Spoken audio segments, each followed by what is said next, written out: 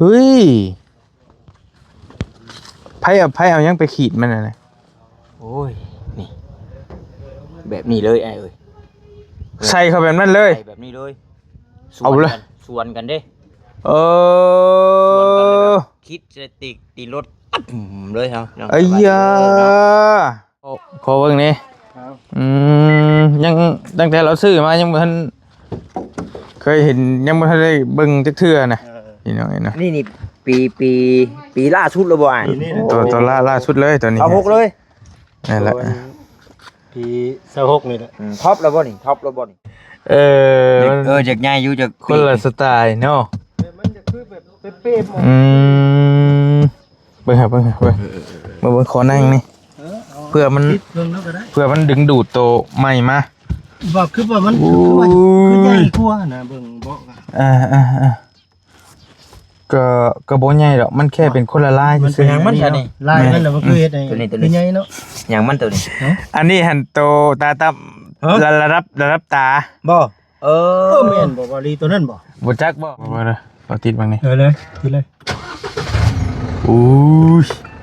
เฮ้ยนี่มันติดแบบนี้บ่อ๋ออยู่ในก้านบ่ประมาณนี้แหละมันอยู่พี่เลยไหนเอากุบเอาก่อนกุบเอาพี่ก่อนโอเคจับพวงมาไล่เบิ่งดูรถใหม่หันหน้ามาเบิ่งดูคืออยู่บ่กดนั่นน่ะ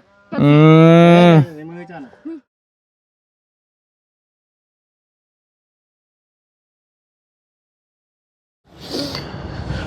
ะพี่น้องกลับทักทายสบายดีเนาะตอนนี้บอลลี่ก็อยู่เฮือน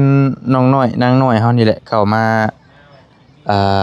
ช่วงบ่ายๆพี่น้องเนาะเข้ามาก็มีหลายคนเข้ามามีทั้งรถมีทั้งสบุญแน่รถคันใหม่เพิ่นยังบ่ทันได้เบิ่งแน่นี่ก็ได้รถสบุญบ้านนานี่ก็ได้รถรุ่นใหม่ปีใหม่ล่าสุดเลยนะนี่พี่น้องเนาะแล้วก็อันนี้รถน้องต้าตัวนี้พี่น้องเนาะเพิ่นมีแต่คนขี่รถใหญ่มามื้อนี้ก็ได้เข้ามาอยู่ร่วมกันดูข้าวดูไอ้เอ้ยเฮ้ยไพ่เอายังไปขีดมันน่ะโอ้ยนี่แบบนี้เลยไอ้เอ้ยใส่เข้าแบบนั้นเลยใส่แบบนี้เลยเอาเลยส่วนกันเด้คิดจะตีรถเลยครับไอ้ยาน้องนิ้วจนเดือดน้องนิ้วนะเฮ้ยแต่มือได้นี่มือไปกับน้องนิ้วมือวานซื้อนี่โอ้ดินบ่ทะลุเขาในเนาะชอดแล้วอันนี้นะชาหืดอยู่ในยังเดือดแต่พีมันเบิ่งน่ะบวมเบิ่งชาหืดเดียวยังว่าอยู่โอ้ทำแบบคือเฮาเล่นไว้จักว่าสิทะลุอยู่จักสิประมาณ40นี่แหละเฮาเล่นนะเอารถกำลังสิออกแต่ปากทางเด้บอดี้มันบ่ทะลุเขาถึกคนนะความหมายบ่เอาถึกเบานิ้วแล้วได้นี่เบานิ้วบ่นั่งฮะเบานิ้วนั่งหน้าเรียบร้อยเลยฮะแต่ว่าเฮาก็เล่นจัก7-80นี่สิย่านสิกลัวนี่อยู่โอ้ยเห็นเนาะก้อนดินบ่ก้อนดินเห็นอยู่มันตกมาแต่ไสมันพุ่งมาแต่ไสมันพุ่งแต่ตีนรถแบบว่าย่านรถเหยียบมันลึกอีนะแล้วโมเมนต์ชาตกลงมาตรถนะเฮาเห็นชัดจิ้วขึ้นมาแบบปุ๊บรถเห็นป่ะจักสิแม่นจังหวะสวนสิไปเอาโทษไผบัดนี้ที่บ่จักบ่ได้เลยตัวนี้โอ้จังหวะคือรถแกดินนะตกลงมาแต่รถแต่ล่างเพิ่นยังว่าเฮาสิไปบอกเพิ่นว่าระมัดระวังได้ในการแกดินอย่ามันล้นมันเรือไปอย่างพวกนู่นนี่นั่นสินะนี่บัดมันเหยียบมันคิดขึ้นมาแต่ขี้ดินสิมันก็ยกเว้าว่ากันบ่ได้มีแต่เฮ็ดได้ว่าบาดมันโอ้ถือว่ามันก็แข็งสมควรอยู่เนาะกระจกนี่เนาะก็ถือว่าเติบนึงอยู่ได้นี่พี่น้องเนาะเจ้าว่าเปลี่ยนใหม่นี้ฮอดบ่หมื่นหรือว่า7-8เบาลี่เปลี่ยนรถตอนชนอุบัติเหตุตอนน่ะแต่มันก็ไล่รวมกันเบิดเลยมันเว้าบ่ได้ก็มันแล้วแต่ขนาดแล้วแต่เกรดอีกติแล้วแต่ยี่ห้อแล้วแต่รุ่นอีกนะว่าอย่างถ้าถามมาถึงมีแล้วปีอีกได้แล้วอ่ะปีแล้วก็รุ่นเราอ่ะบ่แม่นสิว่าคือกันเบิดได้แล้วอ่ะก็บ่น่าจะฮอดหมื่นหรอกคิดว่านะบ่น่าจะฮอดดอกนิ้ว ว่าหัวจักว่ารักมือกูจักอ้ายเราอ่ะ แต่ก็ว่าบ่ได้เด้เฮ้ยมันก็ เสิร์ชเบิ่งก็ได้ในแต่ว่าห้านเปลี่ยนกระจกนี่เขาเปลี่ยนให้ศูนย์หรือว่าแบบห้านทั่วไป อยู่ไสก็ได้ เออ อยู่ติวอะไรนี่ก็ได้อยู่เซโนนี่ก็ได้ ติวอะไรก็มี ได้เบิดให้เขาเปลี่ยนให้ถามเขาเบิ่ง ประเภทอย่างเมื่อนี้เดี๋ยวสิลองถาม จังหูเลย เขาก็หาออกแล้วนี่เลิกออก โอ้แล้วก็ดึงออกคนใหม่ แม่นบอกเบิดแล้วแหละองค์ปงแล้วแหละมือหนึ่งจักขี้แล้วหรือบ่ ก็สมควรน่ะแม่นมือหนึงอะได้อยู่แล้วมือหนึงน่ะเบิดมือหั่นแหละเขาก็เคยเห็นอยู่บ่แสนเราเปลี่ยนแต่ว่าก็บ่ได้สร้างถามราคานะ บ่ แสนก็เปลี่ยนนะฝนตกมาแล้วมันหัวเด้ของเราก็เปลี่ยน ก็บ่น่าจะฮ้อนหมื่นดอกตามคิดว่าได้ตามคิดว่า อายุจะพาวันหน้า พี่น้องโอ้ย จัก เนาะ มันกิ้งไปดูได้สถานการณ์ต่ำแล้วก็ได้ เบลงนี่บ่นี่6329 เนาะนั่นก็63กันเนาะ อันนี้ว่าสิขอเบิ่งนี่ได้ยังบ่ทันได้เบิ่งไอ้เจ้าของรถขอเบิ่งรถใหม่ดีกว่ารถเจ้าหั่นแหละ ที่ว่าลงน้อยนะสิ จะมาน้องน้อยใช่หรอโอ้ยสบายดี สวัสดี ไป มาขอเบิ่งนี่ยังตั้งแต่เราซื้อมายังบ่ทันเคยเห็นยังบ่ทันได้เบิ่งจักเทื่อนะพี่น้องเนาะ นี่ปีล่าสุดแล้วบ่อ้าย ตัวล่าสุดเลยตัวนี้ เอา6เลย นั่นแหละ ปี26นี่แหละ ท็อปแล้วบ่นี่ท็อปแล้วบ่นี่ ครับคือกันครับนี่แหละ ครับแล้ว เรื่องรถนี่บ่ค่อยฮู้ปานใดเด้อเรื่องรถนี่เด้อ แต่ว่ายังน้อยหนึง ยังตัวจักมัน ตัวท็อปแท้ๆน่ะมันจักตัวจัก 3,000 น่ะ จักสัมพันธ์เกี่ยวโต๊ะ แม่น ตัวท็อปอันนี้ตัวรอง ก็เป็นห้องไอ้เตียงหั่นแหละแต่ว่ามันเป็นปีใหม่ซื่อ มันเป็นปีใหม่แต่มันจะเป็นปีตัว26นี่นะ โอ้มันก็แปลว่า แต่ว่าคนเบิ่งแบบเพลินๆนี่สิบ่ค่อยฮู้บ่ได้ ว่าคือกัน แม่แต่ว่ามันก็มี ว่าจันทร์กับบุญนี่ แม่แต่บ่คือเด้เบิ่งบ่คือ ใช่กันแล้วบ่คือ นี่มันสิต่างกันนี่เนาะ นั่นแหละ นี่แล้วก็นี่แล้วก็แม็กแล้วก็ลายอย่างอยู่ จักจุดฮะ โหหลายจุดอยู่เด้ หลายจุดอยู่บ่ ซาเพิ่นบอกให้หลายจุด แต่เฮาแนม ที่แน่ๆก็คือตัวนี้แหละเนาะบ่ดี นั่นแหละนั่นแหละ กับตัวนี้ติเฮาอ่ะ เบิ่งจังได้แม่นแล้วอันนั้นก็แม่นอันนั้นก็ เฮาแนมเบิ่งของ แล้วก็แม็กพร้อม คือบ่มี แม็กแล้วก็บันไดบอก โอ้ เพิ่น เบิ่งแม็ก หลายจุดด้วย แม่ก็คนละลายแม่ก็คนละลาย นั่นอยู่ ถือว่า แต่ภายในเป็นหยังก็สิแบบคือกันนั่นน่ะ ถือว่ามันก็สิแบบคำว่าเป็นช่องผมก็สิเป็นรูปหล่อขึ้นนะเป็นแบบกลมๆขึ้นนะเบิ่งขอเบิ่งทางในนี่เด้อขอเบิ่งนี่ดำเนาะ เฮ้ยบอกกับคนละแบบได้เนาะ คือว่าใหญ่กว่าบ่ค่อยว่าบ่ใหญ่บ่ จากใหญ่อยู่จาก คนละสไตล์เนาะ มันจะคือแบบเป๊ะๆหมด เบิ่งครับเบิ่งขอนั่งนี่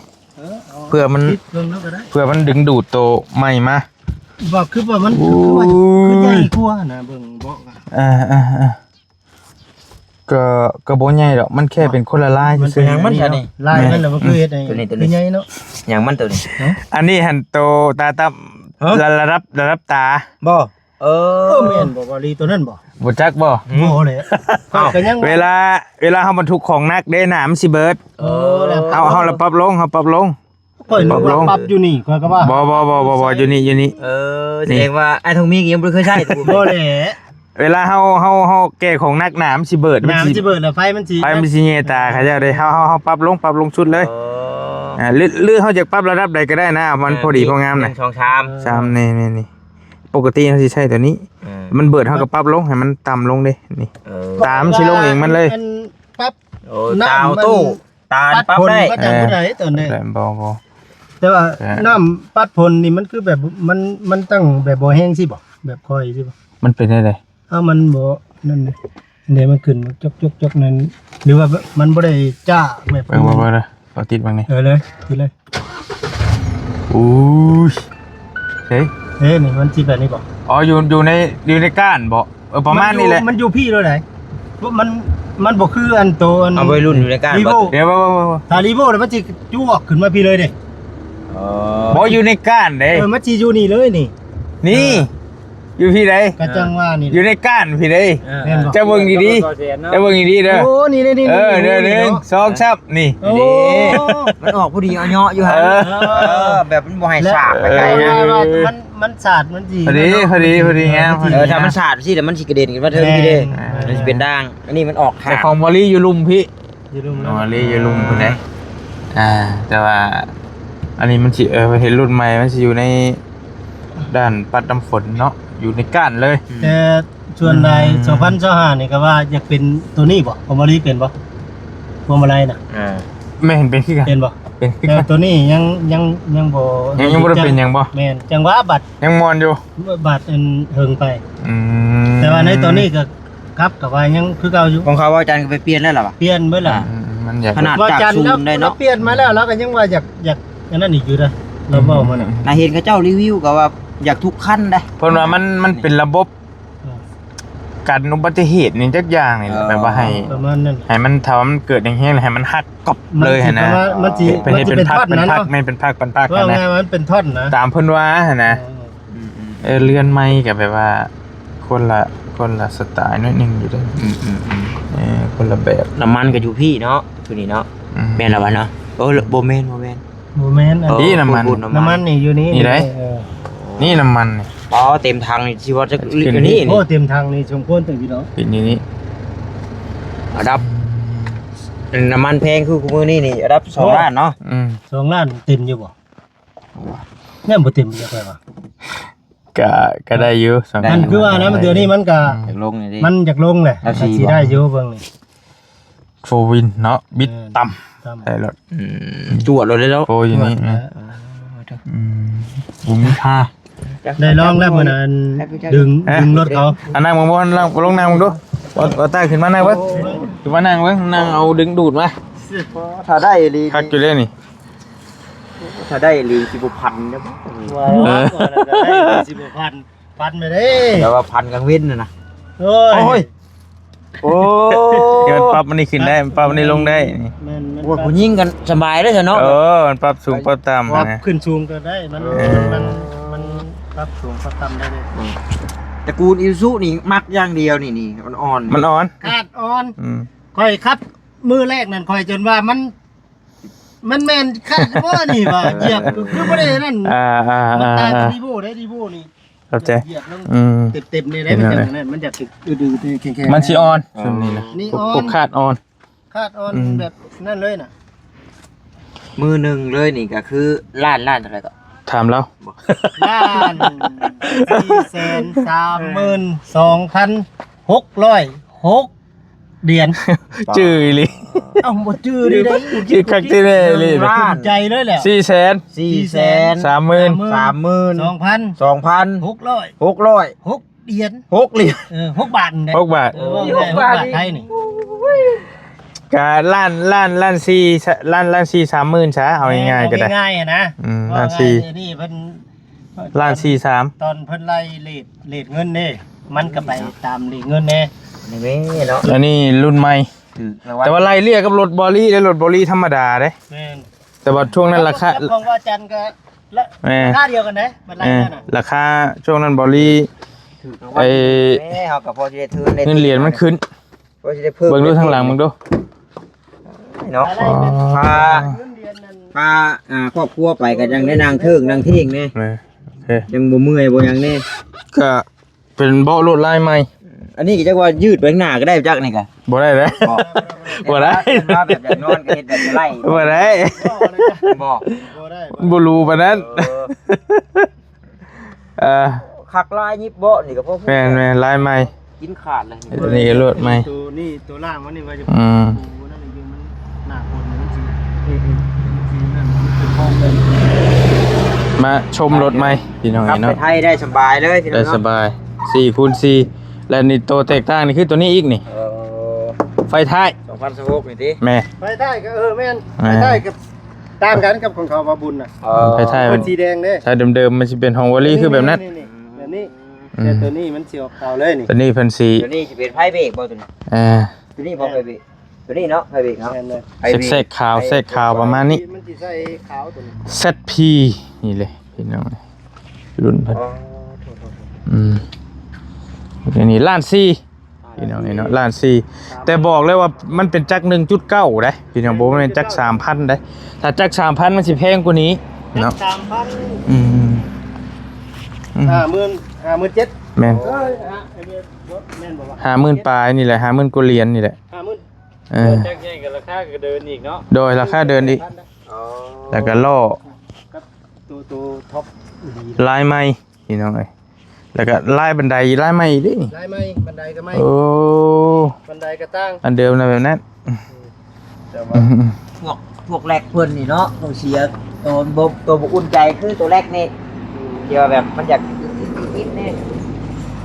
แต่ว่ามันเป็นระบบของเพิ่นก็เฮาบ่อยากเปลี่ยนก็มันก็บ่เป็นหยัง เพิ่นว่าเป็นน้ำระบบของเพิ่นเด้ เวลาเฮาเดี่ยวเนี่ยมันบ่อยากคักไปซื้อมันว่า อืดๆ อืม แต่ว่าตัวนี้น่ะยังบ่เป็น ภาวนา จัง ว่า ว่า เป็นเลยแต่ อัน บ่ ได้ เกี่ ยิ ยวน เปลี่ยน ได้ยินทั้งอั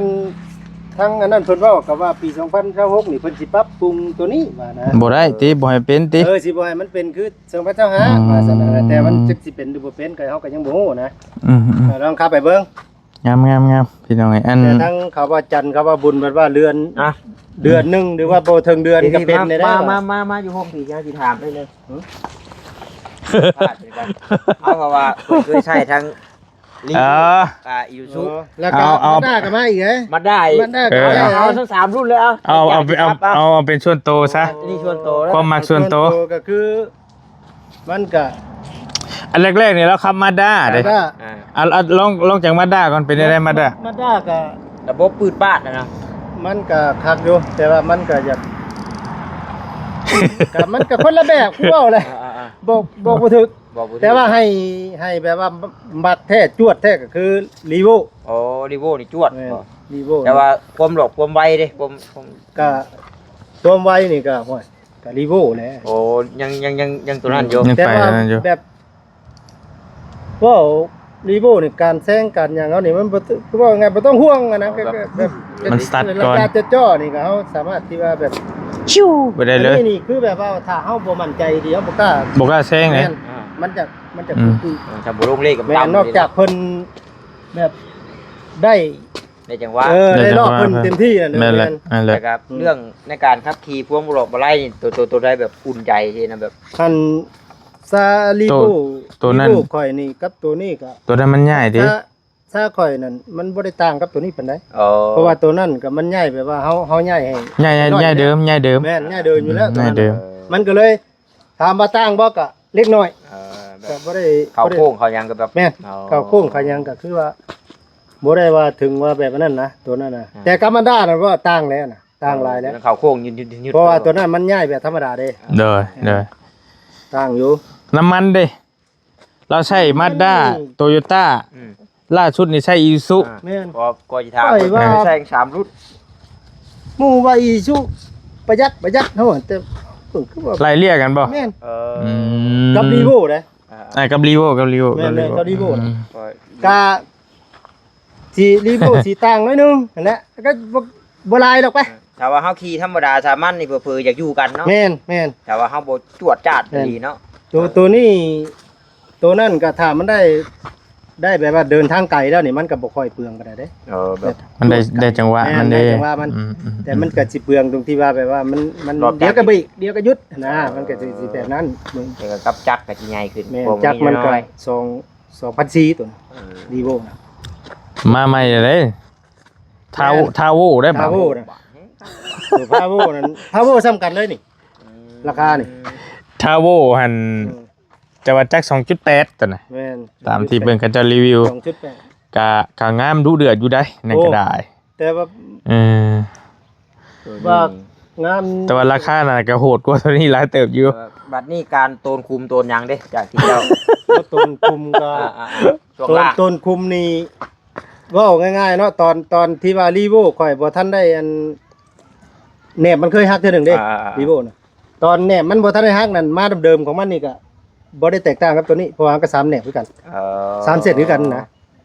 แต่พอข่อยไปเปลี่ยนแหนบปึ๊บอะนี่มันก็อยากแข็งๆขึ้นเพราะว่ามันเป็น5เซนได้บัดนี้ จากเดิมๆของมันนี่3เซนแบบนี้ได้นี่ แบบนี้ แม่นมันก็เต้นมันก็สิบ่ต่างกันปานใดกับตัวนี้ แล้วก็บัดเข้าบัด แต่ว่ารีโวนั่น นะตัด รีโวนี่เวลาเฮา เวลาเฮาแล่นนำทางแบบสมมุติคือบ้านเฮาเนาะ โดย เพิ่นนี่สิแบบเผลอๆได้บ่ได้ เป็นอะไร สแลปหน่อยหนึงอยาก มัน อ๋อ สิลงคลองดิ อยากอันนั้นรถ มันโดดเด้ อยาก ชุด ไป ชัด โลด ชัดชุดชัดอืม ก็งานช่วงล่างจอมบ่อีโบ แต่ว่า ก็ ต้ บ่ องไปใส่ถ้า บ่เคยใส่ มีหยังถ้าใส่กันสะบัดน่ะ คือข่อยใส่น่ะ อ่า สะบัด อ่า แล่นเข้าไปรถ บ่เป็นหยัง บ่ บ่สะบัด มีนะกันสะบัดใส่ตัวนั้นนะแต่ถ้าบ่ใส่นี่จะไปเฮ็ดก็ได้ขี่คนลิ้นๆน่ะนี่โอ้ย หลายแย่รถ แม่น ล้านสี่เนาะพี่น้อยกะของขี่ขึ้นกับผู้มักไปรถขี่ขึ้นกับผู้มักมีหลายยี่ห้อหลายนี่เหลือเกิน หลาย โอ้ ยี่ห้อหลายนะ รีพี่น้องเรื่องรถนี่ว่าจักร้อยตัวใดครับ แต่ถามว่าถ้าลองมาทั้ง3คันนี่ก็ อ่า คือรีโวแล้วมันแบบว่ามันเหยียบได้ มันยังมักรีโวเนี่ย มันจวดแน่นะ มันสปีดได้สปีดแน่ มักสายจวด แต่ว่า แต่ว่าคันตัวนี้คันที่จะเป็นจัก3,000กับสิยันจวดอยู่ยันจวดอยู่นี่มันจัก 1.9 เด้ ตัวนี้มัน 1.9ก่อนมันสิแบบว่า มันก็สิ แต่ แต่ว่ามันก็สิดีไปยันน้ำมันลง แม่น ตัวนั้นแหละ ค่าตัว 3,000 นี่ก็สิว่าจวดคือกันอยู่ อืม เพราะว่าตัวนี้มัน 1.9 มันก็สิแบบว่า การแซงกันหยังเฮาก็สิแบบถ้าบ่นั่นดีเฮาก็สิบ่กล้าแซง แม่นแหละเข้าใจบอลลี่ครับ แม่น ดีแม็กมาตลอดคันว่าพอด้ามพอดีนี่ บ่ บ่และเบรกก่อน แม่น คันมันบ่ได้ช่วงมันรีบ่ใช่ แต่ว่าถ้ารีโวนี่ เออ ทำได้จำนึงนี่คือ ชั่วเลยเนาะ เฮาสามารถให้วิทย์ได้นะ อ่า เออถ้ามันบ่วิทย์เขากดปุ่มสปีดเข้าไปอีกมันก็จ้วด ปากโลกเลข3เขาจะเหาะเลยเนาะ โอ้มันจวดกว่ากันอยู่ ก็ มันสิแบบนี้ บ่ได้แล้วเลยเรื่องรถบ่จักหรอก บัดนี้ พระอาจารย์ผู้ที่เพิ่นเคยใช้อันประชักนิสสันนะ เด้อ โอ้ช่วงล่างนี่เฮงคักพุ่นน่ะตัวนั้นน่ะ นิสสันบ่ นิสสัน จังว่าแต่ว่าที่สามีห่อที่เขากลับมานี่ก็มันก็ รีโวนะเนาะ รีโว มักรีโว จวดกว่านะเลือกจวดนะ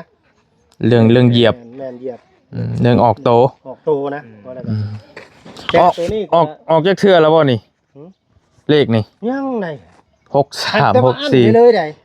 64อัน ได้มาโดดจักเดือนได้ อันป้ายนี่บ่ เด้อ บ่พอเดือนมั้ง ก็ไว้เติบด่วนเนาะแบบด่วนเนาะโอเค ถ้าบ่ถ้าอันตัวอันป้ายที่ว่าข่อยมันสิมีป้ายแรกนั่นข่อยจองไว้เด้ จองไว้บัดนี้ ก็นั่งรุมอยู่คนเดียวมา ถ้าป้ายตัวนั้นเขาบ่เอาไปก่อนนั่นสิได้ไว้กว่าหั่นอยู่อันนี้พอดีอันเอารถออกมาได้2-3 อาทิตย์แล้วว่าทั้งศูนย์เพิ่นแจ้งมาว่า ป้ายที่เจ้าจองนั้นคือมีคนเอาไปเด้อเพิ่นว่าเอาก็เลยให้หาป้ายใหม่บัดนี้ โอเค ก็เลยรอหาเบิ่งเพื่อเพิ่นหาได้ก็เลยเอาตัวนี้ก็เกือบเดือนพุ่นแล้วเกือบได้ คืออันควบแนมส่วนโตนะบอต้านี่ว่าดีแม็กนี่มันสิออกแบบสไตล์แบบวัยรุ่นแต่ว่าวัยรุ่นช่างโตช่างหยังเห็น แล้วแต่ผู้มัก แบบวีโวแบบมันสิออกแบบ อืม ในสไตล์แบบผู้ใหญ่ทีนะเนาะในสไตล์แบบผู้ใหญ่ ไป มันสิแบบนั้น ขอนั่งรถใหม่เพิ่นมึงดูเผื่อมันได้ เอ้ย รถใหม่มาไป จะได้ ไปลองมึงดูลองมึงดู ไป เออ แล้วรุ่น อ่ะ นั่งพุ่นแล้วเนาะ ขึ้นรถโอเคเบิ่ง อ๋อโธ่ ขึ้นนั่งเบิ่งนั่งเบิ่งขึ้นรถ ลุงสิเปื้อน กุบเอาก่อนกุบมาพี่ก่อน โอเคไม่ได้ปากแอนเย็น จับพวงมาลัยเบิ่งดูรถใหม่หันหน้ามาเบิ่งดูคืออยู่บ่ กดนั่นน่ะ ในมือเจ้าน่ะ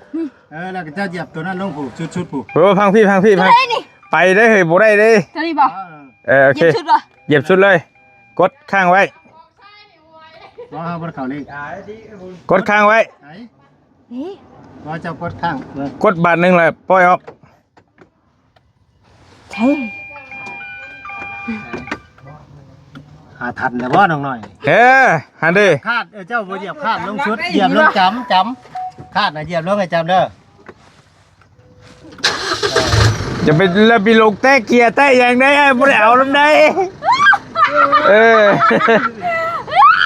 น้อยมืออย่าไปลงเกียร์ได้ เหนื่อยเลย เหยียบมันก็บ่ได้หรอกครับการใส่เนื้ออยู่ย่างมันไปกับนี่แหละ อู้สาวบาท ชาวบ้าน ไปเบิ่งเงินเลยเด้ดีเด้ เนื้อกระเทาะเจ้าแม่ขึ้นรถน้ำแม่แม่ไปเด้อรถเท่าได้เนี่ยเอาเปิดตัวรถเท่า เปิดตัวแล้ว เอาเปิดเคยตัวเราเขามีรถใหญ่ อ่า ไปด้วยจนนี่ไปเย็นใจเลยใจเลย ใส่กุ๊บเบิ่งดูใส่กุ๊บเบิ่ง ใส่กบครับรถใหญ่ โอเคหันหน้ามาเบิ่งดู โอ้คือว่ะ หันหน้าไปทางนั้นเบิ่ง โอเคโชคดีเด้อเปิดเนี่ยได้เป็นบัดนี้เอาลองเบิ่งโอเค ปิดไปหันเลยเดียวดีแล้วนี่เนาะ เปิดโปรเป็นว่ะดิ มาดู เออเอาให้แล้วว่ะดิให้แล้วว่ะเดียวอ่า เพื่อแตกได้เลย เหงื่อแตกแล้ว มันก็ได้เท่าแม่ไม่ได้ให้ก็ เป็นได้ไหนเป็นได้ไหน เดี๋ยวเราว่าไหนดีค่ะสตาร์ทรถเป็นนั่น เอาเมื่อก่อนเด้อยัน ทำเลยโอเคมือแรงไปอยู่ป่ะน้องนิวโอเคเดี๋ยวเจอกัน เด้อ เดี๋ยวเจอกันโอเคโชคดีอยู่ดีมีแห้ง เดี๋ยวพ่อขึ้นไปผู้เดียวเด้อย่านได้เป็นห่วงนะ เดี๋ยวโทรหาบี้ก่อนมาอยู่ป่ะปุ๊ เป็นยังยังไป โอเคจังว่ากันไปพี่น้องเมื่อแล้วทางสาบุญกับบ่าวทองมีพี่น้องวาลีกะพอดีมารีวิวเบิ่งรถใหม่เพิ่นนิดนึงเพิ่นออกรถแต่กะเพิ่นออกเฮิงเติบแล้วแหละแต่ยังบ่มีโอกาสได้เบิ่งกะแต่รุ่นเดียวครับของวาลีแหละแต่ว่ามันเป็นปีใหม่เยี่ยมใหม่หน้าใหม่ก้นใหม่ภายในใหม่นิดนึงพี่น้องต่างกันเล็กหน่อยเนาะบันไดก็ใหม่ล้อใหม่หลายอย่างอยู่พัดเปลี่ยนกันแต่ว่าของเพิ่นนี่เป็น4x4พี่น้องขี้ตมนี่ส่วนเล็กหน่อยนี่บ่มีคำว่าค่าไปได้สบายเนาะแต่ว่าของบอลี่หั่นคือไปกับน้องน้อยเพิ่นนั่นก็บืนจะว่าน้อยเดียวนึงก็ค่าแต่คันโฟวินนี่บ่ค่าพี่น้องเนาะก็ชิวๆไปเขาเดียวพี่น้องเนาะแต่ว่าราคาน่ะไล่เลี่ยกันกับรถบอลี่ช่วงซื้อช่วงเงินขึ้นแต่เพิ่นซื้อช่วงเงินลงมันก็เลยแบบว่าราคาไล่เลี่ยกันเพิ่นได้4 wheel บอลี่ได้กระเทยเพิ่นเอิ้นกระเทยรถขับเคลื่อน2ล้อกระเทยหรือว่า 4x2 เดี๋ยวเพิ่นได้ 4x4 พี่น้องเนาะก็ถือว่าประมาณนั้นเอาเมื่อจ้อยบาดนี้ เอาใช้อันนั้นหานั่นให้นี่เด้อโคมน่ะหาไอ้นี่แล้วเราถือเมื่อไปจ้ะบ่ถือหรอกตาว่าเห็นอยู่แล้วไว้แถวนี้ไปจ้ะ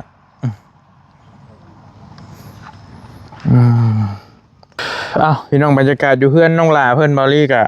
มาถ่ายคลิปเนาะถ่ายทำบรรยากาศรถน้องต้าก็โดนได้พี่น้องกระจกแตกโป้ทางนั้นก็ได้กระบะ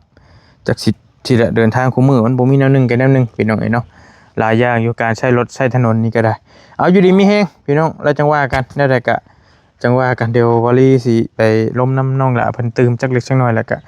จังค่อยว่ากันเนาะมาเบิ่งความเรียบร้อยการเตรียมสร้างเฮือนซ่านเฮานี่แหละแต่ว่าสร้างก็ยังบ่ทันมาเพิ่นมื้ออื่นน่าจะเป็นมื้ออื่นหรือมื้อฮื้อนี่แหละเดี๋ยวฟังข่าวก่อนเพิ่นมาเฮ็ดแล้วก็จังค่อยว่ากันเนาะจังดำเนินการไปได้เรื่อยๆพี่น้องเนาะสวัสดี